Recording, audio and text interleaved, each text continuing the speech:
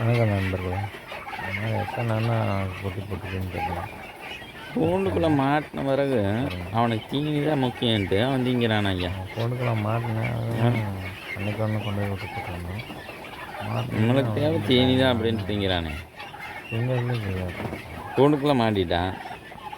மாட்டின மாதிரி கொஞ்சம் கூட பயம் இல்லாமல் ஆக மொத்தம் நம்மளுக்கு பக்கத்துலேயே தீனி கிடச்சிட்டு திங்கிறானே. கையில் வச்சுட்டு கையில் எடுத்து பிடிச்சிட்டு ஆள் நிறைய கை 5 விரல் எடுத்துக்கிங்க.